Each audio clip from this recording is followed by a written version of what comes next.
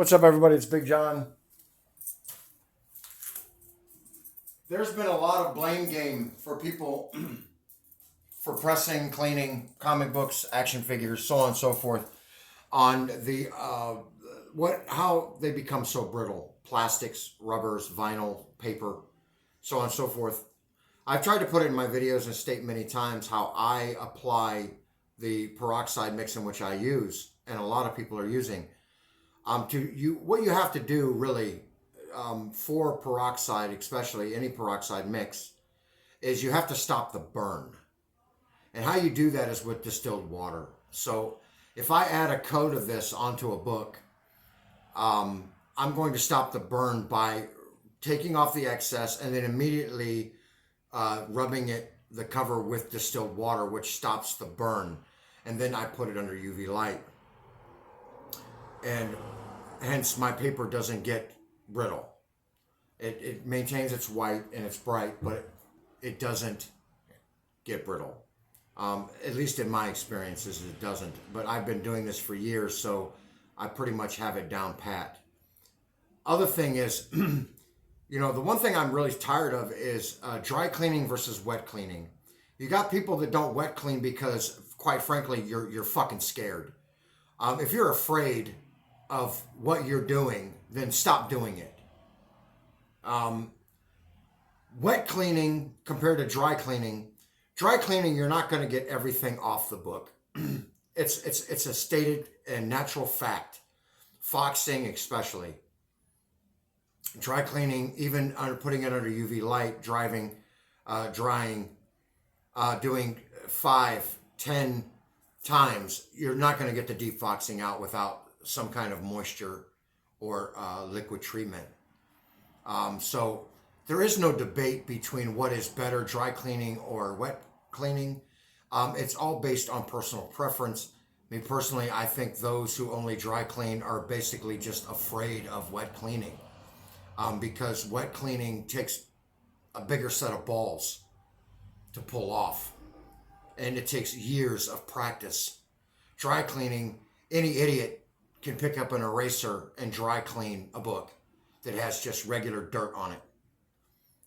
As long as you know how to properly hold the paper so that it doesn't twist up on you, and as long as you know the proper direction to go into the open area, not away from it, so you don't rip the book.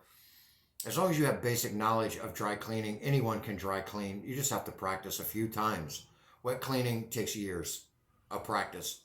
How much is enough moisture? I mean, do you have the balls enough to take the staples out of a book and put it and submerge the whole cover into water? You have to be pretty ballsy, and you have to be good at what you do. So stop the argument.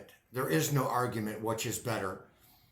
Okay? There's no definitive answer to what's better, dry or wet. It's whatever you feel comfortable in doing. There is no argument, so stop trying to find one. Number 2, I did an interview with Rick Morgan, and somebody asked about brittle and action figures and comic book paper. Number 1, I just explained to you that I cut it and stop the burn. Action figures. This is what I use on action figures. Exactly what I use. Same thing I use on my comic books. And I put this in its liquid form, pure, into a clear container with a clear lid. And I put it in the sun, and I allow it to do its job.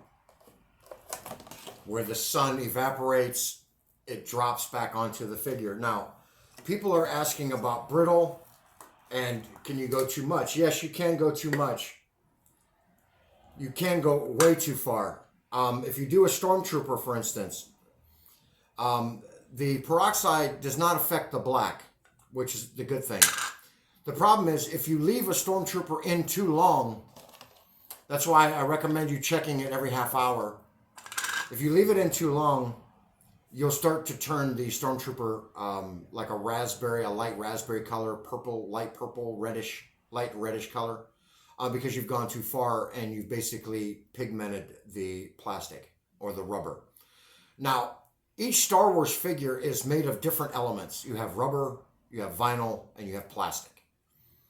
For instance, Boba Fett, his feet are rubber. right? So you have to be careful if you're putting Boba Fett into any kind of stand, you can bend his feet. So this is a Stormtrooper from 1977. This is an original Stormtrooper. This was done 5 years ago. And he still maintains his white. This was done with using the peroxide system. And he's extremely clean, extremely bright white. This is his original blaster. You do not want to display your Stormtroopers, or any figure for that matter, with their weapons in their hands. What you end up doing is stretching out the thumb, and in the Han Solo's case, you'll probably end up breaking off the thumb because his thumb is quite small and thin. Now, people ask me about brittle. You want to condition the rubber, the vinyl, and the plastic. And there's a product that I use and have been using for over 10 years. It's made by Meguiar's, and it's Natural Shine Protectant. And I will show you what it is. It cleans and shines. But what it does is, and most importantly, it works specifically on plastic, rubber, and vinyl. And when this stuff evaporates, your figure, when you first do it, he's going to look really clean, really shiny. And then if you come back in a couple of days, he's not going to be so shiny because the oils that are in this product evaporate. But they don't evaporate into the air. They're absorbed into your figure, which reanimates the natural oils that are found in plastic, rubber, and vinyl. It adds so that your figure becomes and stays more flexible. So what I recommend is, after you do your peroxiding of your action figures, you want to pour some of this in another clear container, a smaller one, and lift up his arms and lift his legs so they make an L, and dip the character into this product, and then make sure you get a good coating, and then pull him out, and then wipe off the excess, and then let the figure dry for at least 4 to 5 hours. Once it's dry, you'll be able to touch the figure.